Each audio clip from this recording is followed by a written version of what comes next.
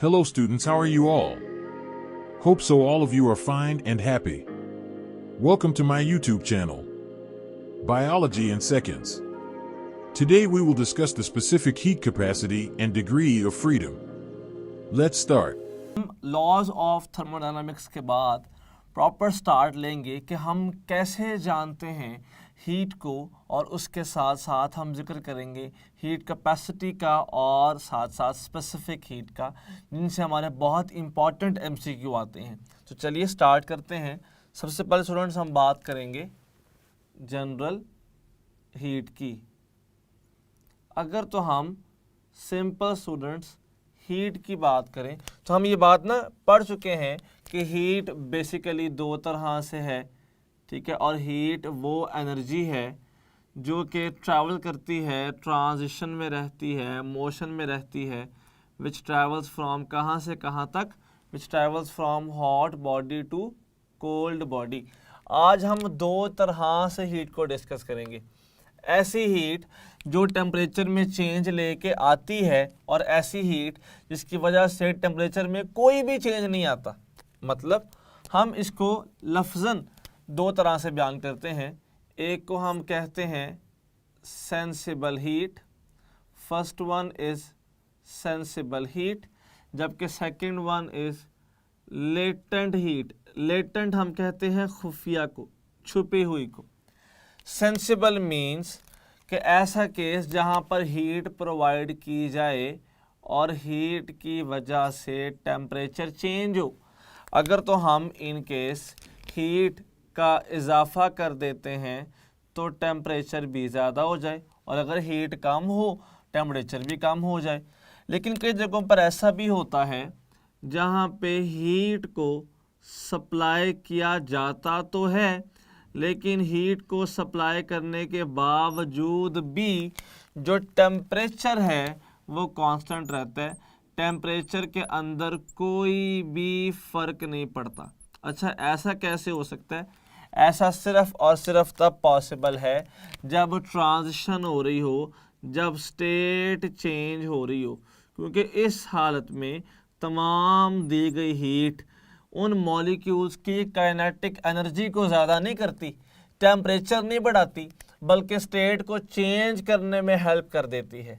जैसा कि अगर जनरली देखा जाए तो सिंपल ज़रा नोट कीजिएगा कि मैं एक ग्राफ ड्रॉ करता हूँ किस किस के दरमियान में, टेम्परेचर और टाइम के दरमियान में। जैसे यहाँ पे देखिएगा हमारे पास ये आ गया ग्राफ। अब दिस इज़ टाइम, जबकि दिस इज़ टेम्परेचर, और साथ ही कुछ रीडिंग्स आ गई। ये रीडिंग्स है -10 डिग्री सेल्सियस, ये रीडिंग है 0 डिग्री सेल्सियस, ये रीडिंग है 100 डिग्री सेल्सियस, और ऐसे ही रीडिंग्स अपवर्ड इंक्रीज़ करती जा रही हैं, और टाइम यहाँ पे ऐसे इंक्रीज़ कर रहा है। अब ज़रा नोट कीजिएगा, बॉडी इज़ प्लेस्ड एट -10। हमने बॉडी को हीट देना शुरू कर दी। जैसे हीट में इजाफा करते रहे तो अल्टीमेटली टेम्परेचर में भी इजाफा होता रहा। तो देखें लाइन आ रही है स्ट्रेट इंक्लाइंड। 0 पर आके हम हीट को बढ़ाते रहे, लेकिन टेम्परेचर में कोई इजाफा नहीं हुआ। फिर उसके बाद अगर फर्दर देखा जाए तो यहाँ से दोबारा टेम्परेचर बढ़ना शुरू हुआ और बढ़ के इस स्टेट पे आ गया, और यहाँ से अगर देखें तो फिर कुछ देर टेम्परेचर सेम रहा, और इसके बाद फिर इंक्रीज़ हुआ। हमें ये ग्राफ क्या शो करता है ज़रा नोट कीजिएगा। -10 पे हमारे पास आइस थी, हमने हीट दी तो उस आइस के मॉलिक्यूल्स ने गेन की काइनेटिक एनर्जी और ज़्यादा विगरसली मूव करना शुरू हो गए। यानी कि इस केस में Q डायरेक्ट था T के। जैसे ही 0 को पहुँचे तो 0 इज़ एक्चुअली मेल्टिंग पॉइंट। तो ये असल में लेटेंट हीट को शो करता है, लेटेंट हीट ऑफ फ्यूजन। ये लेटेंट हीट ऑफ फ्यूजन है, पिघलाने की लेटेंट हीट है। कि यहाँ पे हीट दी गई, लेकिन देखें कुछ वक्त के लिए टेम्परेचर नहीं बढ़ा, क्योंकि काइनेटिक एनर्जी नहीं बढ़ रही थी, क्योंकि असल में तमाम दी गई हीट ट्रांजिशन स्टेट को चेंज करने में काम आ रही थी। फिर यहाँ पे ये अगेन आ गई 0 से बढ़ के सेंसिबल हीट, और जैसे हम पहुँचे 100 को तो this is boiling point, this is again latent heat of vaporization. अब ये वो लेटेंट हीट है जो कि अगेन के को नहीं बढ़ा रही, जबकि वाटर को स्टीम में चेंज कर रही है। पहले हम सॉलिड को लिक्विड में चेंज कर रहे थे और अब की बार हम लिक्विड को गैशियस फॉर्म में चेंज कर रहे हैं, और 100 में जब मुकम्मल गैस बन जाएगी तो फिर देखें इंक्रीजिंग वे आ गया।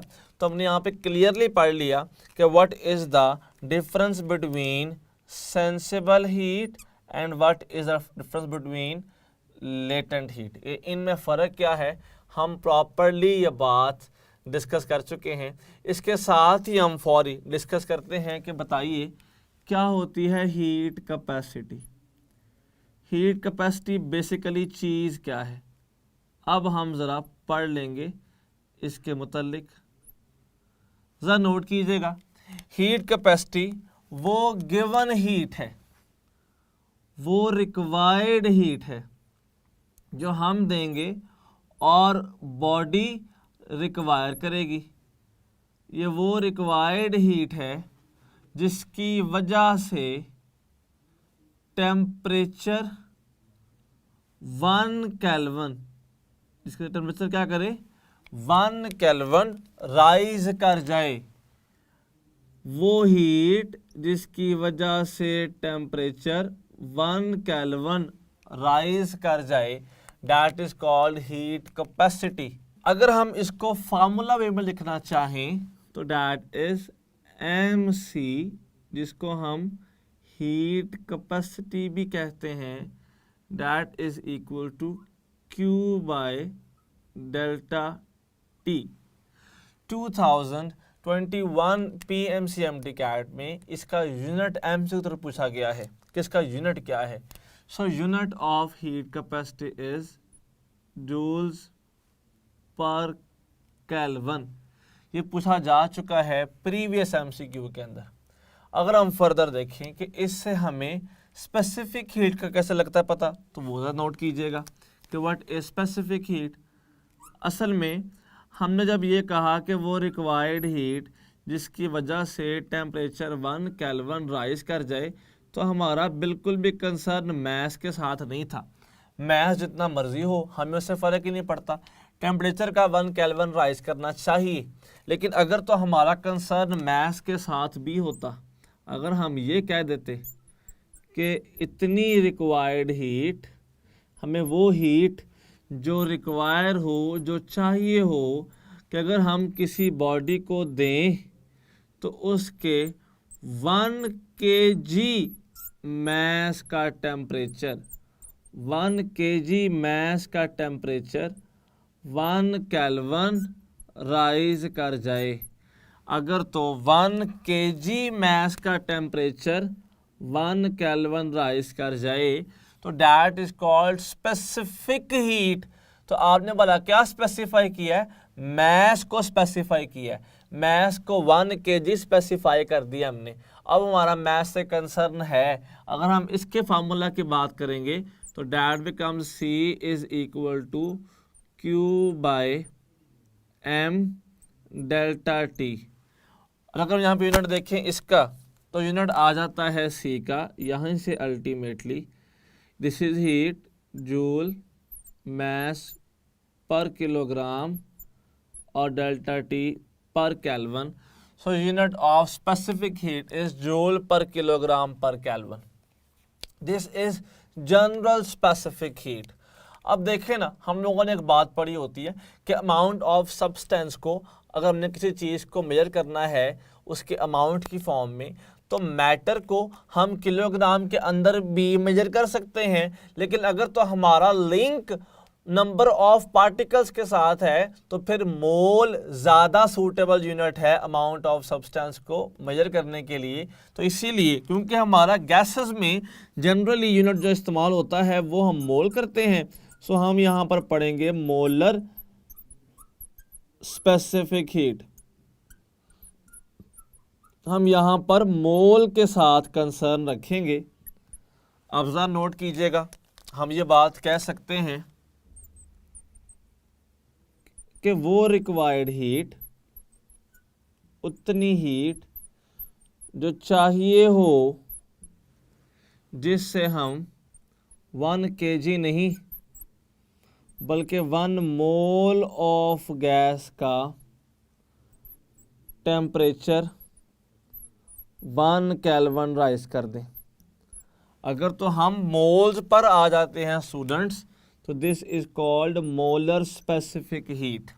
फिर यहाँ पे इसी फार्मूला में सिर्फ m की जगह पे हम नंबर ऑफ मोल्स n को इस्तेमाल कर लेंगे और जो यूनिट है मोलर स्पेसिफिक हीट का वो बन जाता है joules per mole per kelvin. So this is now unit of molar specific heat. और अगर हम यहाँ से देखें ना तो बड़ी सिंपल सी बात नोट कीजिएगा कि बुक के अंदर इसको वो जनरल डिफाइन करता है 2 टर्म्स के अंदर।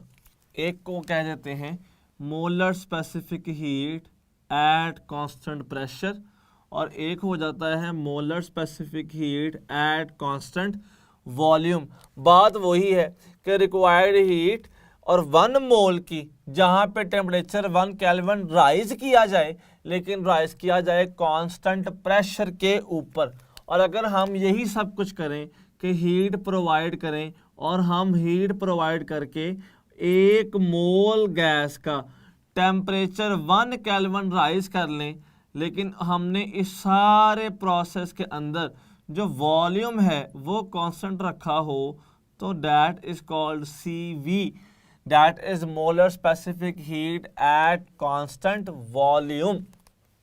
अगर यहाँ से हम सारा कुछ देखें तो कुछ क्वेश्चंस हम यहाँ पे सॉल्व करेंगे ताकि हम इसको बेहतर तरीके से समझ सकें। हम स्टार्ट करेंगे साथ ही क्वेश्चन समझना, जैसे कि नोट कीजिएगा। हमारा फर्स्ट क्वेश्चन ये है, ice eight -10 degree Celsius is heated. हमने -10 पर पड़ी हुई आइस को हीट करना शुरू कर दिया। कहाँ तक? +10 डिग्री सेल्सियस तक, +10 डिग्री सेल्सियस तक। विच ऑफ फॉलोइंग ग्राफ, ऐसा कौन सा ग्राफ है जो शो करता है टेम्परेचर चेंज को with respect to time? Which of following graph represents temperature change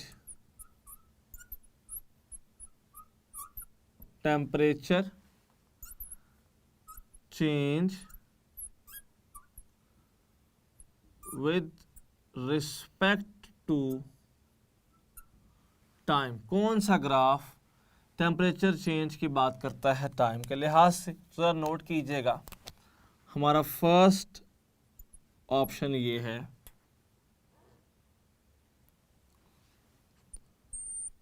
this is time, temperature +10 degree Celsius, 0 -10 degree Celsius. Beta option बिल्कुल सेम वे में यहाँ पर मौजूद है, this is temperature time and this is temperature axis in degree Celsius, 10, 0 and -10। Charlie option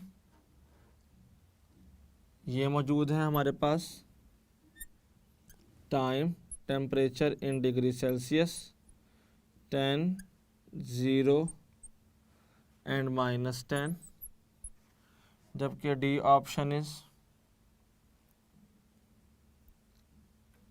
this is time temperature in degree Celsius 10, 0 and -10। हमें graphs कुछ यूं given है। First graph,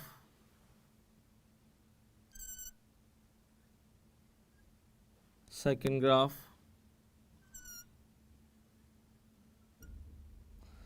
third graph, fourth graph. तो कहा ये जा रहा है कि हमने आइस को -10 से 10 तक लेके गए हैं, जबकि दरमियान में आता है 0 डिग्री सेल्सियस, और वो पॉइंट है जहाँ पे आइस ने खुद को वाटर में चेंज करना है। That is actually melting point of ice. वहाँ पे लेटेंट हीट भी होगी, तो स्ट्रेट तो नहीं जा सकता, ये तो हमारे पास ऑप्शन होगी गलत। यहाँ पर उसने +10 पे जाना था, माइनस पे नहीं, ये भी गलत। हम यहाँ पे लेटेंट हीट इग्नोर नहीं कर सकते, डेल्टा भी गलत। नोट कीजिएगा -10 से 0 लेटेंट हीट ऑफ फ्यूजन, और फिर इंक्रीज हो गया 10 पे। तो students, this is the correct answer of this MCQ। इसके साथ ही हम MCQ डिस्कस करेंगे एक और,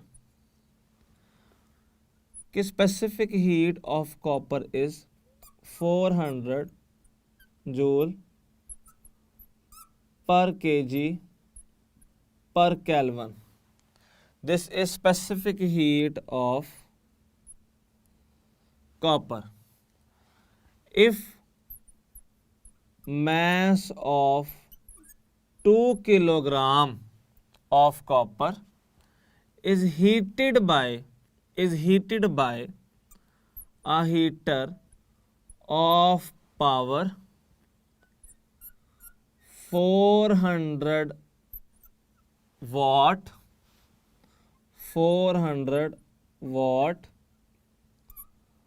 for 10 seconds, then what will be rise in temperature? Simple देखो सवाल क्या है। If specific heat of copper is 400 joules per kg per Kelvin, and if 2 kilogram of mass of copper is placed at a heater of 400 watt for 10 seconds, then what will be the change in temperature by heating? तो बताएं कितना change आएगा temperature के अंदर। हमने साथ ही लिखी option, जिसकी ऑप्शंस आ गई 5 degree Celsius, 10 degree Celsius, 15 degree Celsius, 20 degree Celsius. अब ज़रा नोट कीजिएगा, सिंपल हमने कहा Q होता है MC डेल्टा T, पर यहाँ पे कहीं हमें पावर तो पता ही नहीं है। आपको पता है ना कि जो गिवन हीट है, अब यहाँ पे हम वर्क तो नहीं कर रहे ना, तो जो गिवन हीट है, ठीक है, डैट इज इक्वल टू किसके, पावर इनटू टाइम, क्योंकि एनर्जी होती है हमारे पास ही, इधर आ गया power into time is equal to MC delta T। यहीं से हमारे पास इक्वेशन बन जाएगी, delta T is equal to PT by MC। Power कितनी है 400, time is 10 second, mass is 2, C is 400। Cut गया 400 के साथ 10/2, ये कितना आता है students, simple 5 degree Celsius is the correct answer. ऐसा क्यों है, when option was given in kelvin, तो यहाँ पर सेल्सियस क्यों आया, हमने चेंज इन टेम्परेचर निकाला है, and change in temperature in kelvin is always equal to change in temperature in celsius. तो ये थे हमारे 2 क्वेश्चंस। स्टूडेंट्स, इसके बाद हम फौरी एक क्वेश्चन को इस तरह से भी डिस्कस करेंगे कि if heat capacity of a sodium metal is 1500 joules per Kelvin and its mass is 75 kg, then what will be its specific heat? हमें साथ ही ऑप्शंस दे दी जाती हैं। Alpha is 200 joule per KG per kelvin, beta option is 50 joule per KG per Kelvin, Charlie option is 20 joule per kg per Kelvin, and delta option is 5 joules per kg per Kelvin। तो simple इसको solve करने का बड़ा आसान सा तरीका है, which is कि हम ये बात जानते हैं कि MC is equal to heat capacity. हमने ये बात डिस्कस की थी। यहाँ से C आ सकता है heat capacity by M। Heat capacity is 1500 by 75, और हम ये बात जानते हैं कि 75 इंटू 2 इज़ 150। 0 साथ ऐसे ही ऊपर आ जाएगा। So correct answer is 20 joule per KG per kelvin. तो students, this Charlie is the correct answer of this question. अब ज़रा नोट कीजिएगा, इस सारों के बाद अगर हम देखें तो हमने CP और CV को अब आपस में इंटर रिलेट भी करना है, और हमने वहाँ से निकालने इसकी चीज़ें। लेकिन उस सब को पढ़ने से पहले कुछ क्वेश्चन 2021 में आए थे डिग्री ऑफ फ्रीडम के लिहाज से, तो हम उसको पहले प्रॉपर पढ़ लेंगे। जैसे बड़ी सिंपल सी बात सुनिएगा, अगर तो मैं बात करता हूँ डिग्री ऑफ फ्रीडम की, तो डिग्री ऑफ फ्रीडम के लिए हमें डिफरेंट गैसेस को आपस में रिलेट करना पड़ेगा। जैसे अगर हम करें बात, तो हम आपस में बात करते हैं 3 गैसेस की। एक हम कहते हैं mono atomic, first one is mono atomic gases. अगर तो बात की जाए मोनो एटॉमिक की, तो इसका मतलब है कि हम बात करते हैं जनरली नोबल गैसेस की, जिसमें हम बात करेंगे हीलियम, नियॉन, क्रिप्टॉन वगैरह की। अब हर वो गैस जो मोनो एटॉमिक है, इट मीन्स कि उसके पास सिर्फ एक एटम है, और सिर्फ एक एटम जनरली सिर्फ ट्रांसलेटरी मोशन कर सकता है, चाहे वो एक्स एक्सिस में करे, चाहे वो वाई एक्सिस में करे, या चाहे वो करे जी एक्सिस में।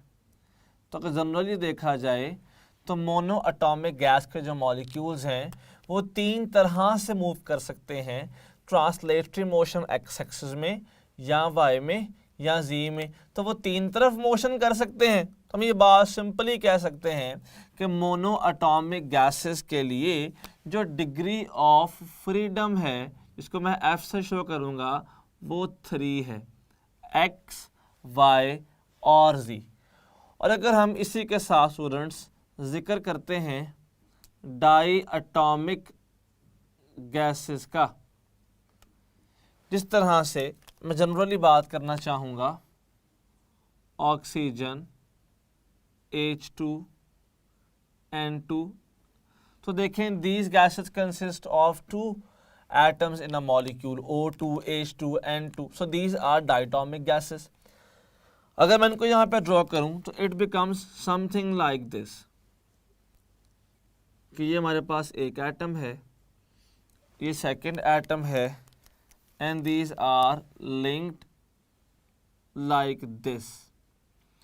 अच्छा, हम ना सिर्फ और सिर्फ बात कर रहे हैं लो टेम्परेचर्स पे, हम हाई पे बात नहीं कर रहे। हाई पर बात मैं नहीं कर रहा, इसलिए मोनोटॉमिक के अंदर और डायटॉमिक के अंदर मैं वाइब्रेटरी केसेस की बात नहीं कर रहा, क्योंकि हम अभी तक पहुंचे ही नहीं है हाई टेम्परेचर पे। हम बात कर रहे हैं नॉर्मल रूम टेम्परेचर के लिहाज से। और रूम टेम्परेचर के ऊपर अगर डायटॉमिक की बात की जाए तो ये मॉलिक्यूल ट्रांसलेटरी मोशन कर सकते हैं एक्स, वाई और जी में, या फिर ये रोटेटरी मोशन कर सकते हैं, rotatory motion like in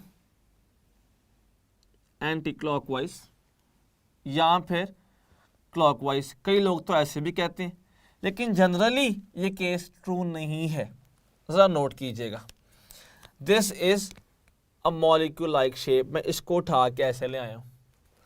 this is x axis passing through it, और मैं इस एक्सिस के अराउंड इसको रिवॉल्व करना शुरू कर देता हूँ। तो देखें, this is not considered as rotation.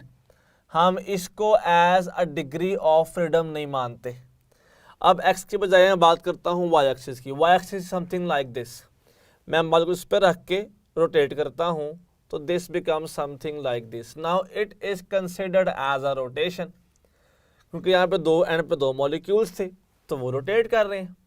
और फिर बात की जी एक्सिस की, Z is something like this, तो अब इसके around this is rotation, this is also considered as a rotation.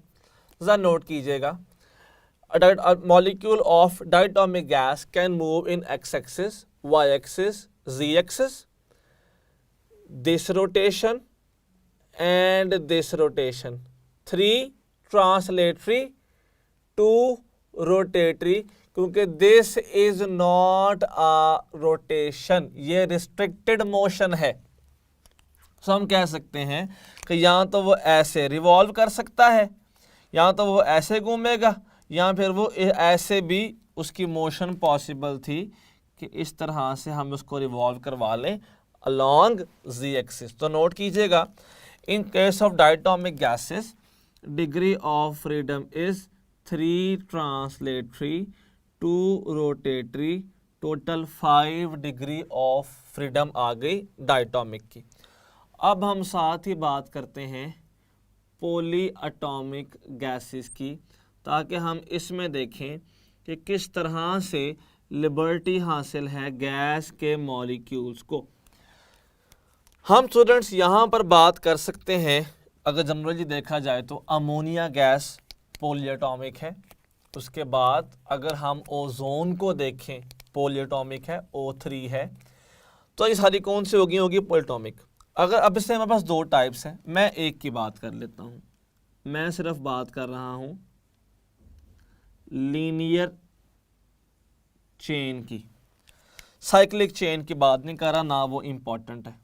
ये भी हम सिर्फ इसलिए पढ़ रहे हैं क्योंकि लास्ट ईयर यहाँ से MCQs आ चुके थे, वरना आपकी बुक में सारा इतनी डिटेल में कॉन्सेप्ट नहीं गिवन। अब अगर इनको देखा जाए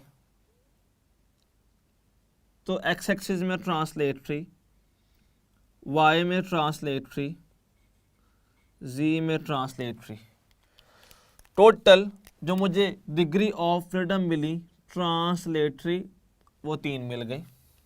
फिर बिल्कुल सेम केस, एक्स के अलोंग नो रोटेशन, वाई के along rotation, this is rotation along y, z के along rotation, this is along ji.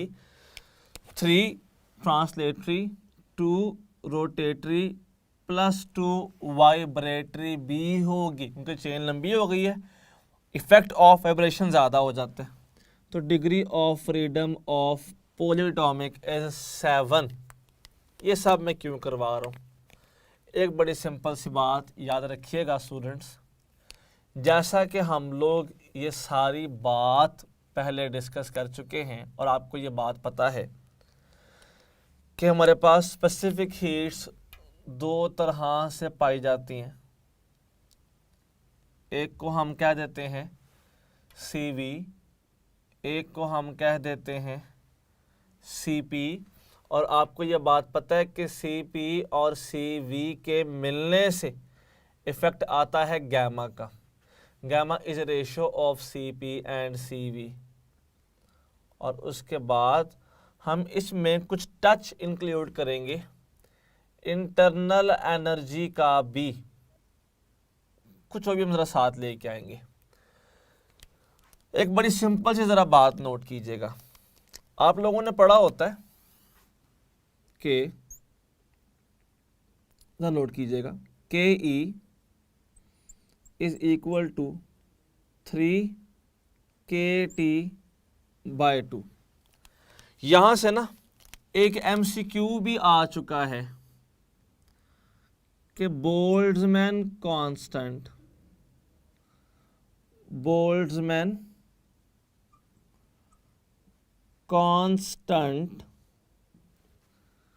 Can be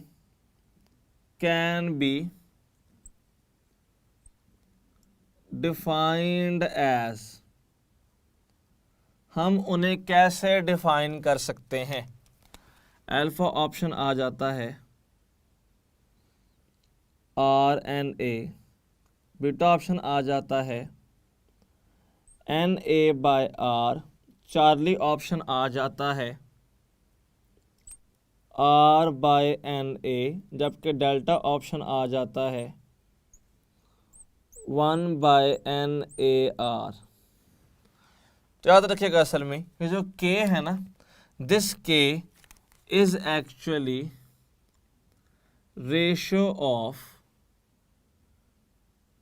ratio of general gas constant and Avogadro's number.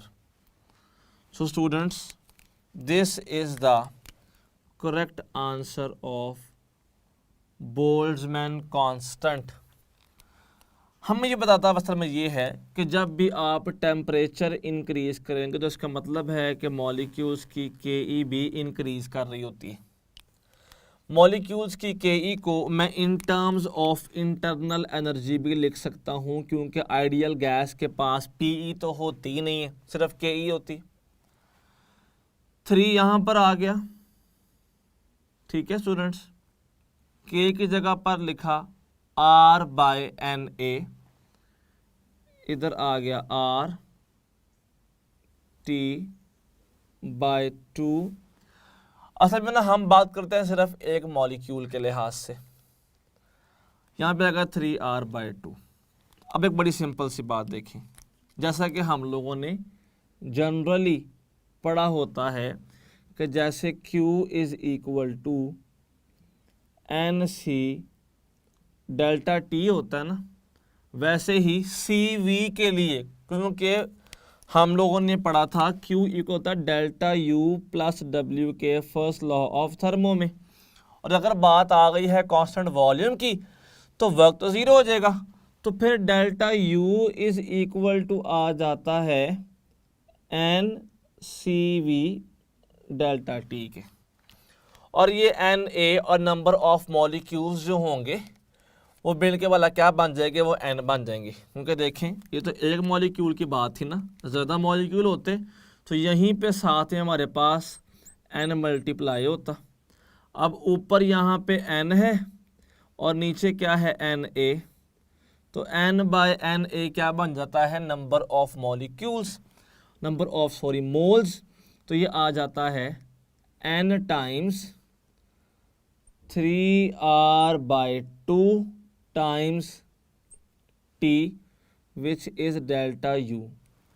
ज़रा note करें, मैं compare कर रहा हूँ इसको इसके साथ, delta U delta U N T CV is 3R/2 students.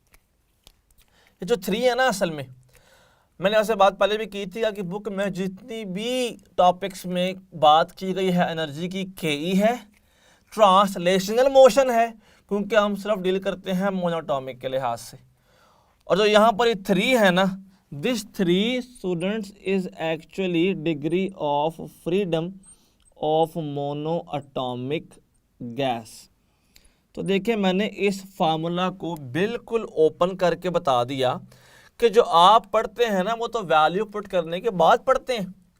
असल में ये जो N और जब NA होगा तो नंबर ऑफ मोल्स बनेंगे। ये जो 3 है ना, ये 3 ऐसे ही 3 नहीं है, ये कांस्टेंट 3 नहीं है, ये 3 डिग्री ऑफ फ्रीडम है किसकी, मोनोअटॉमिक गैस की। असल में क्योंकि अपने प्रेशर ऑफ गैस से लेकर अगले तमाम टॉपिक्स में जिस गैस को आप डील करेंगे डैट इज ऑलवेज मोनोअटॉमिक गैस।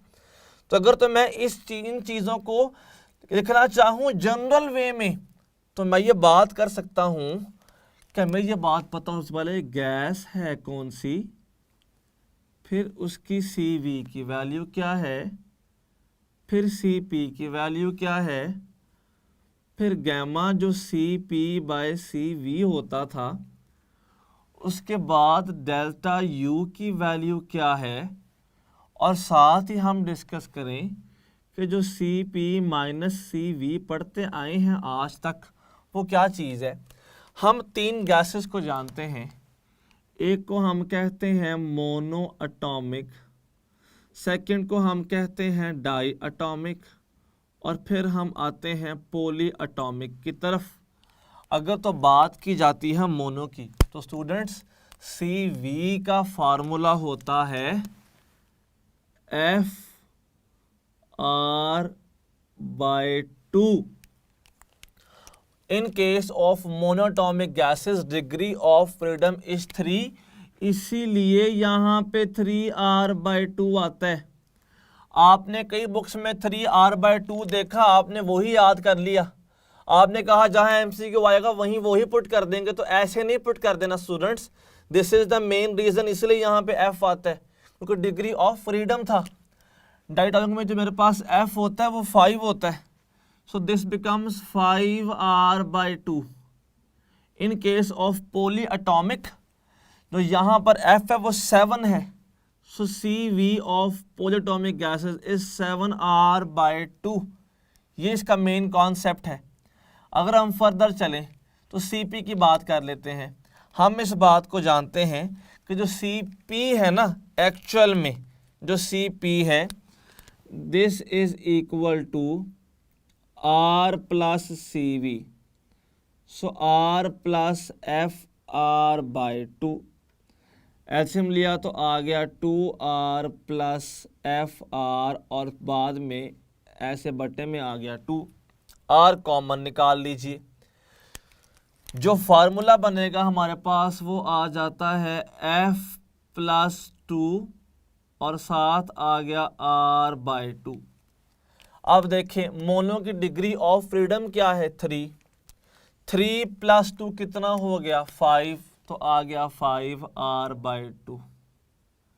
कई यूं भी कहते हैं कि इसको यूं ना निकालें, डायरेक्ट यूं कर लें। वो कैसे, जब हमें ये पता है कि CPR+CV है तो उसकी वैल्यू ही पुट कर लें कि CP is equal to R+3R/2, तो ये आ जाएगा 2R+3R 5R/2। ये भी ठीक है बात। अगर डिग्री ऑफ फ्रीडम से निकालना चाहें तो वो भी ठीक है। डाई में डिग्री ऑफ फ्रीडम 5 होती है, सो 5 + 2 7R/2। अगर यहाँ से निकालेंगे तो तब भी सेम आंसर ही आएगा, 7 + 2 9R/2। और अगर मैं इन्हें करूं आपस में डिवाइड, उलट यहाँ पे गेन होता है CP/CV। मैं सिर्फ एक की बात करूंगा, बाकी हम खुद ही निकाल लेंगे। मैं सिर्फ एक की बात करता हूँ। हम बात करते हैं मोनो की। CP है 5R/2, CV है 3R/2। स्टूडेंट्स R/2 तो R/2 से कैंसिल नहीं हो गया, तो बाकी फिर क्या बचता है हमारे पास, 5/3। इस केस में देखें CP/CV 7/5, क्योंकि R/2 तो R/2 से कैंसिल हो जाएगा। 9R/2 / 7R/2, R/2 R/2 से गया 9/7। 5/3 इज इक्वल टू 1.67। आपने बुक के टेबल में पढ़ा होता है, वो यहाँ से आता है एक्चुअली। 7/5 इज 1.4। ये रीजन है कि जब भी एयर की बात की जाए, याद है आपको speed of sound in air में लेप्लास ने कहा था गैमा लगाएं फार्मूला में, V = √P/ρ ना करें, V = √γP/ρ करें, और जो गैमा की वैल्यू है 1.4 पुट करें। क्यों? क्योंकि air is diatomic gas, वो H2 की बजाय O2 और N2 इन दोनों से मिलकर बनती है ना एयर मेजरली। तो दोनों O2 भी और N2 भी दोनों ही क्या है, डायटोमिक गैसेस है। और अगर 9/7 की बात की जाए तो दिस इज 1.29 अब ये रीडिंग्स आपने पढ़ी हुई हैं अपनी बुक के अंदर। अगर डेल्टा यू की बात की जाती है स्टूडेंट्स, तो सिंपल देखिएगा, नंबर जितने भी होते हैं मोल्स, वो एक अलग बात थी। एन एफ कितना है मोल्स का 3, ये आ जाता है 3RTN/2। नंबर ऑफ मोल्स पता होते, फौरी आंसर आ जाता। डाई में डिग्री ऑफ फ्रीडम कितना होता है, 5 होता है, ये आ गया 5RTN/2। पोली में this is 7RTN/2। CP minus CV students, ये हमेशा इक्वल होता है NR के, number of moles times of general gas constant. हम जनरली हमेशा ना सिर्फ एक मोल की बात करते हैं, इसलिए हम वहाँ पे कहते हैं R। क्यों एक मोल की बात नहीं करते हैं? क्योंकि हमने ना कहा होता है कि जो CP है ना, ये मोलर स्पेसिफिक हीट है एक मोल के लिए, जो CV है मोलर है एक मोल के लिए। फिर यहाँ पर आ जाता है this everything is equal to R और R। पर अगर कहीं पे स्पेसिफाई कर देना, जैसे कि हम इस केस को ना समझते हैं क्वेश्चन की तर्ज में, ज़रा यहाँ पे नोट कीजिएगा। हमें क्वेश्चन ये कहा जाता है कि for hydrogen gas CP minus CV is equal to A, जबकि for oxygen gas CP minus CV is equal to B, then which of the following is correct relation? क्या B 2 टाइम्स A के बराबर है? क्या B A के बराबर है? क्या B 3 टाइम्स A के बराबर है? या क्या B 1/3 ऑफ A के बराबर है? तो हमें देखें गैस चेंज हुई, लेकिन ये भी तो चीज़ नोट करें कि डायटोमिक है दोनों, और अगर ना भी होती तो एक अलग केस होता। आप एक सिंपल सी बात नोट करें कि उसने इस क्वेश्चन में कहीं भी नंबर ऑफ मोल्स की बात की है तो नहीं की, तो फिर दोनों एक मोल के लिहाज से होंगे। तो फिर ये भी R है और ये भी R है, तो हम कह सकते हैं ना कि B is equal to A, दोनों तो सेम है, इनमें कोई फ़र्क नहीं है। अच्छा, अगर मैं यहीं से एक क्वेश्चन जनरली कुछ यूं पूछ लूं कि ये बताइए कि फॉर 3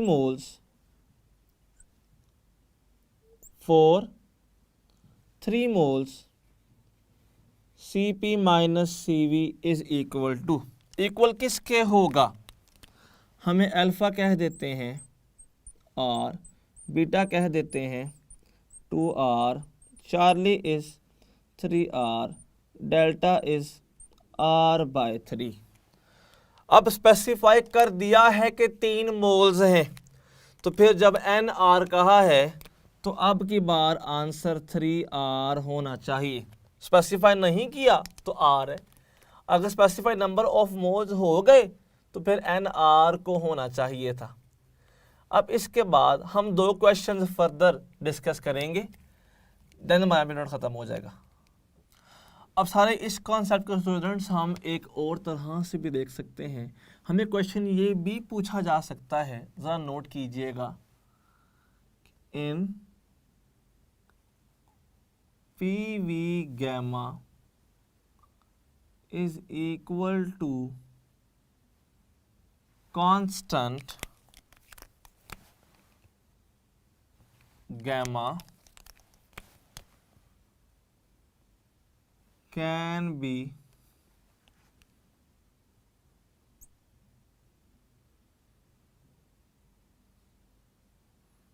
defined as, साथ हमें ऑप्शन मिल सकती हैं R/CV,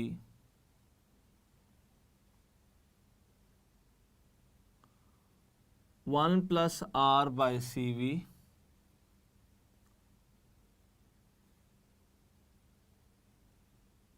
1 plus R by C V और सी वी बाय आर। तो सिंपली नोट कीजिएगा, हम ये बात जानते हैं कि gamma is equal to C P by C V होता है, और हम ये बात भी जानते हैं कि C P is equal to R plus C V होता है। अब ना आप इन दोनों के नीचे सी वी को सेपरेट कर दें, तो देखें C V by C V कटेगा तो क्या बन जाएगा, सिंपल 1 आ जाएगा, and answer is 1 plus R by C V. So students, Charlie is the correct answer. हमें क्वेश्चन यूं भी पूछा जा सकता है in terms of internal energy. ज़रा नोट कीजिएगा, if 4 moles of argon is mixed with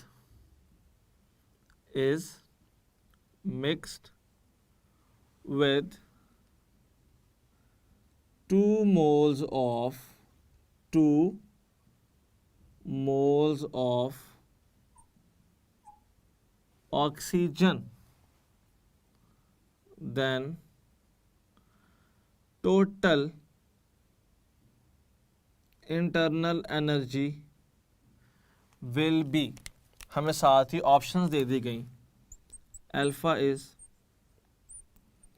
5 RT, beta is 6 RT, Charlie is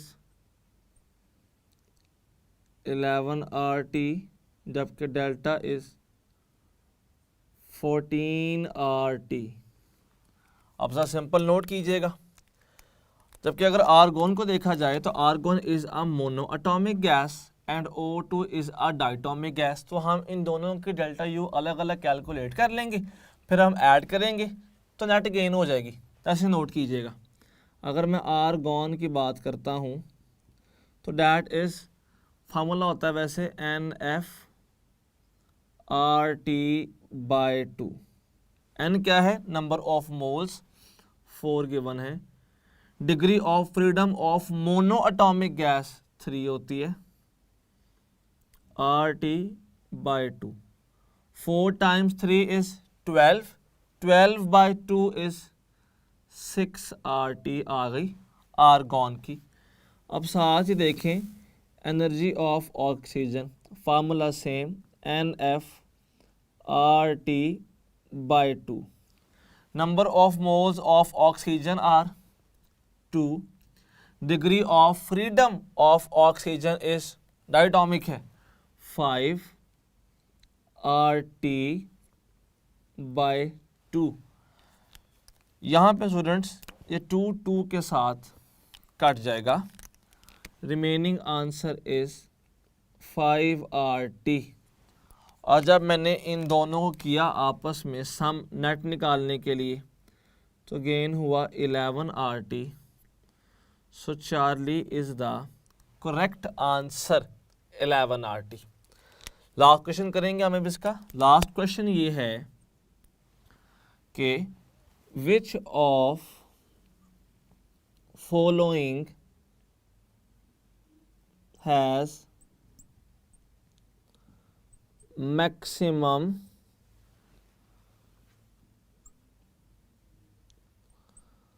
specific heat, किसके पास सबसे ज़्यादा स्पेसिफिक हीट है। इसको डिस्कस करने के लिए हम एक ग्राफ ड्रॉ करते हैं। यहाँ पे दिस इज अ ग्राफ। हमने यहाँ पर बात की टाइम की, जबकि यहाँ पे हम बात कर रहे हैं हीट की। अब ये 3 ग्राफ्स गिवन है कुछ इस तरह से।